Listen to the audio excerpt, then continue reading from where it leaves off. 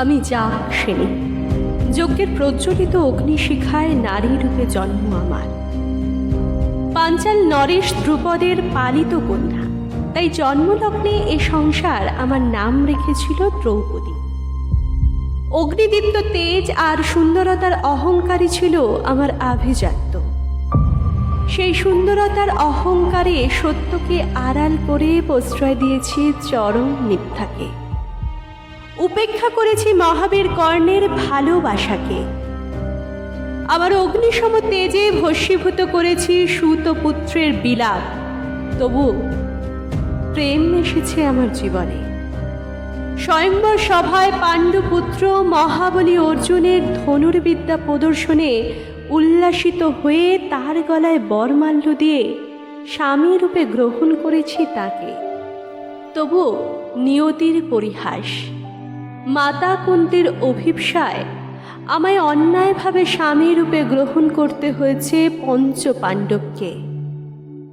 কিন্তু আমার প্রেম, আমার যৌবন, সে তো ছিল একজনেরই প্রতি। আমার অন্তর সায় দেয়নি সেদিন।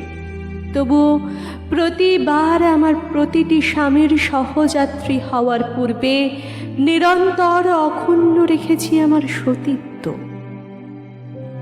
সমপরিমাণ মর্যাদা দিয়ে সহধর্মিণী হয়ে গ্রহণ করেছি পঞ্চ স্বামীকে। আমার এই আস্ফালনকে বিদ্রূপ করেছেন কৌরবগণ। কেননা আমি পতিব্রতা নারী, কেননা আমি অজনী সম্ভূতা। ধর্মযুদ্ধের প্রাক্কালে মাতুল শকুনির ষড়যন্ত্রের দ্রুত ক্রীড়ায় সর্বস্ব হারিয়ে আমার পঞ্চস্বামী অন্তিম বাজি রেখেছেন আমাকে। সে বাজিতেও পরাজিত হয়েছেন আর্য বীরগণ। পূর্ণ যৌবনে নারীত্বের গর্বে আমি তখন রজস্বলা। লম্পট দুর্যোধনের আদেশে দুষ্ট দুঃশাসন স্পর্শ করেছে আমার দেশ, আমার শরীর। টেনে হিচড়ে উপস্থিত করা হয়েছে আমাকে হস্তিনাপুরের রাজসভায়। রাজসভার সকল সভাসদগণ দর্শন করেছে আমার অর্ধনগ্ন এলোকেশী রূপ। দুরাচারী দুর্যোধনের বিকৃত কাম দৃষ্টিলেহন করেছে আমার সর্বাঙ্গ। লালায়িত দুঃশাসন মগ্ন তখন রাজ আজ্ঞা পালনে। অন্ধ পিতার শতপুত্র মত্ত হয়ে উঠেছে বস্ত্রহরণের ক্রূর পরিকল্পনায়। ভরা সভায় নির্বিচারে চলছে বস্ত্রহরণ। পরাজয়ের লজ্জায় চুপ করে থেকেছেন আমার পঞ্চস্বামী। রাজনন্দিনী হয়ে জন্ম নেওয়ার সুবাদে অস্ত্রবিদ্যায় পারদর্শী ছিলাম আমিও। তথাপি পতিব্রতা নারীর ধর্ম পালনে চুপ করে থাকতে হয়েছে আমাকে। যজ্ঞাগ্নি হতে জন্ম নিয়েও সংবরণ করতে হয়েছে আমার অগ্নিসম তেজ। এই অধর্মকে পরাস্ত করতে শুরু হয়েছে ধর্মের যুদ্ধ, কুরুক্ষেত্র। সেখানেও ছড়িয়ে পড়েছে প্রতিশোধের দাবানল। মাতুল শকুনির ষড়যন্ত্রের চক্রব্যূহে বলি হয়েছে আমাদের পুত্র। ইন্দ্রপ্রস্থের কুল ও প্রদীপ অভিমন্যু। একে একে বলি হতে হয়েছে আমাদের সকল সন্তানকে। ধিক ধিক, শত ধিক আমার মাতৃত্বকে।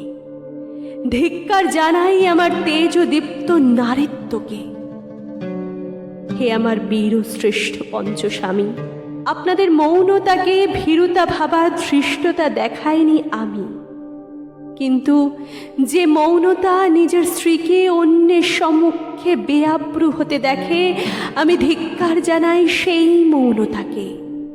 ধিক্কার জানাই মাতা গান্ধারীর গর্ভকে, যে গর্ভ প্রসব করেছে 100 কুপুত্রকে। হে গুরুবৃদ্ধগণ, হে মাতুল শকুনি, আমি ধিক্কার জানাই আপনাদের কুটিল ষড়যন্ত্রকে। ধিক্কার জানাই আপনাদের মৌন দৃষ্টিকে। যে ষড়যন্ত্র, যে দৃষ্টি বারবার বিদ্ধ করেছে আমাকে। ধিক্কার জানাই সন্তানের প্রতি অন্ধ স্নেহে আচ্ছন্ন পিতাকে। হে মহামহিম, হে পিতামহ ভীষ্ম, মার্জনা করবেন আমায়। আজ আর আপনাকে প্রণতি জানাবার কোনো অভিপ্সাই অবশিষ্ট নেই আমার। হে বাসুদেব, হে পালনহার, হে সখা, আমার কোনো কিছুই তো আপনার দিব্য দৃষ্টির অগোচরে ছিল না। তবে কেন এই ছলনা, এই বলিদান, এত রক্তক্ষরণ, এত ত্যাগ, এত এত সব দেহের মাঝে দাঁড়িয়ে এ কোন ধর্মের প্রতিষ্ঠা করলেন আপনি? আর এত কিছু বিপন্ন করে আজ কি পেলাম আমি?